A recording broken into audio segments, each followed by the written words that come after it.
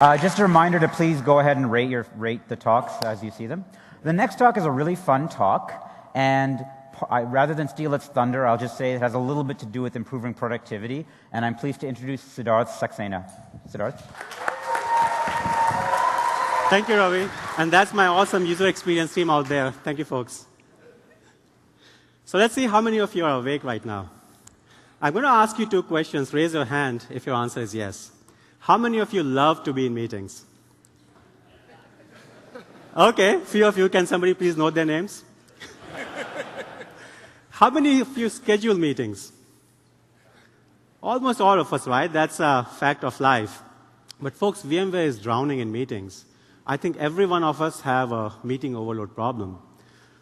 My name is Siddharth, and I'm a user experience designer in the platform UE team. And I'm here to talk about that meetings have a cost. And just to let you know on a little fact, every minute I'm standing on this stage is costing at least $1,000. No, that's not the money VMware is paying me to be here. I wish it were. But there's a darker side to it. It's actually the value of your time that I have taken, whether you like it or not. In January of this year alone, VMware employees spent close to 200,000 hours in meetings. And that's just WebEx meetings because that's what we can record. All of us know that there are way many more meetings than WebEx. And there are one-on-one meetings, we have staff meetings, we have planning meetings, we have release meetings, bug meetings, and we have meetings to discuss meetings. And if I were to put a very conservative cost of $50 an hour at your time, I know most of our time is more than $50 an hour, definitely. $10 million. That's the value of time just for 1 month. This is serious money. I know most of these meetings are very important. I know most of these meetings are very efficient. But even if a minor percent are inefficient or something we can do without, I think we're going to save a lot of time and money. So I'm going to propose 3 solutions today, which are going to try to solve these problems. The first one is value of our time. I'm going to propose a bunch of parameters that we can use to calculate all of our time. Then I'm going to talk about some calendar enhancements that we can do and a bunch of dashboards that we can have. So what's time value? It's really simple. Take your salary, divide by 52 weeks in a year, 40 hours a week, and you get the value of your time, right? Not so fast. I think legal and HR are going to have a big problem with that. So it so happens that salary is the least important of a bunch of other factors which contribute towards time value. I can even argue that salary is not at all a factor. There are many more important things at play. How long have you been in the company? What time of the day are you scheduling a meeting at? What's the priority of your project? And all of these things that you see on the screen. So you can use all of these parameters to come up with nice algorithms and formulae to calculate the value of your time. Many of you might remember this. Pay $100 for Mark Zuckerberg to read your message, right? Something on similar lines. Let's talk about calendar enhancements. Once we have calculated the value of our time, what can we do with it? This is plain vanilla Zimbra as it exists today. But there's a slight problem here. Right now it's showing pretty wide open landscape. All time slots are equal in value. I can just go in and schedule a meeting, right? What this is not doing, it is not telling me that some time slots are different than others. What if I were to change it to this? Folks, good software modifies user behavior and gently nudges people towards the right thing to do. Here, what Zimbra is trying to do is it's asking the user to cluster together their meetings so that they have more time at the end of the day.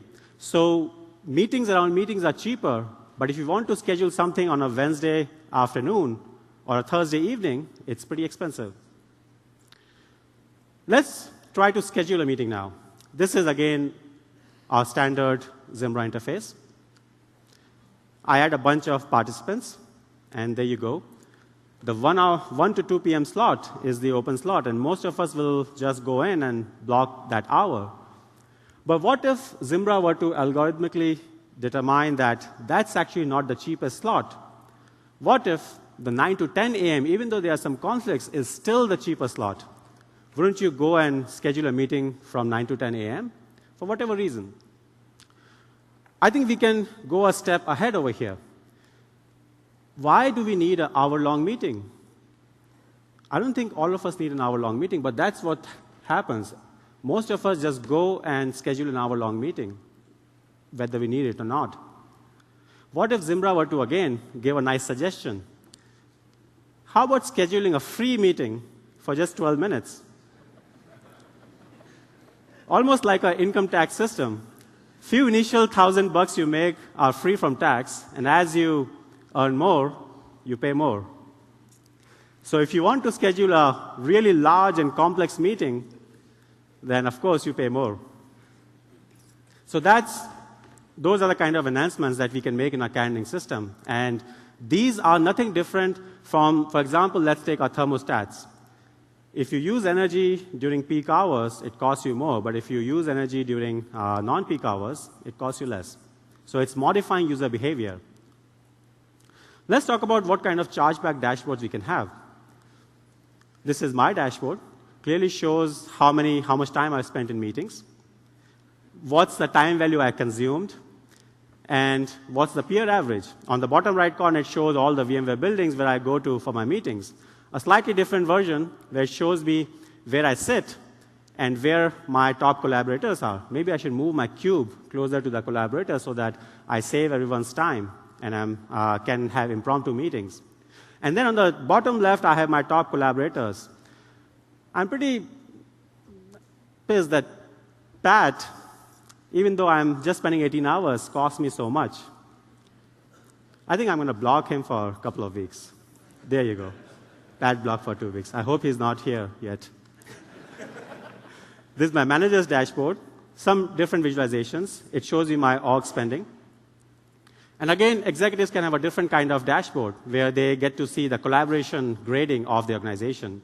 They can assign project priority, which can determine the cost of non-essential meetings. And then, finally, at the end, these are, again, to remind you, the 3 solutions. I wasn't so serious about these issues until some time back. But last year, something major happened in my life. I had my daughter, Elena. And every day, I tried to find ways of making my time more efficient so that I can go back home and have fun with her. And I think all of you can also do with less meetings and more efficient and productive work life. And with that, I'm open for questions.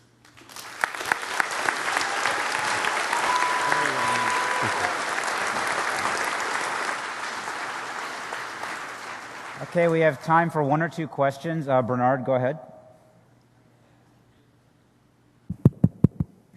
Hi. I really liked your idea. It's great. I would like to hear your thoughts on one thing. For example, I'm an early morning person. I really value my time between 7 and 12. And so for me, the cost calculation would be different from, say, what you just showed, right? So what are your thoughts on sort of putting that individual component into the calculation? Right, absolutely. I think different people are more productive during different time of the day. And as you schedule your meetings, as you organize your time around those meetings, the software should actually understand that. It should know from your past meetings and past history on what times you prefer and what times you do not prefer. So the onus is actually on the software to understand what the user wants and should learn from that and appropriately change the algorithm for you. All right, thank you. Avi? Did you take into account in your productivity measurement how much time is wasted on trying to book calendar rooms or basically on... Absolutely. Or basically on just using tools that are less productive? Sure. So just imagine that. An hour is an hour. Right now, we divide it into 15 minutes as standard Zimbra behavior. But if we were to divide it into 5 parts instead of 4, we get 12-minute meetings. And then we can have smaller conference rooms, which are just stand-up conference rooms, learning again from the Agile Scrum system. And if you have a stand-up conference room, you wouldn't be scheduling so many WebEx, and then that setting up time will not be there. And maybe some rooms can just be reserved for 12 to 36-minute meetings. So that's how you can manage resources a little bit better. But again, resources also have a cost, so meeting rooms also have costs. My deepest apologies, but in the interest of time, please take your questions to the speaker afterward. Let's thank our speaker again.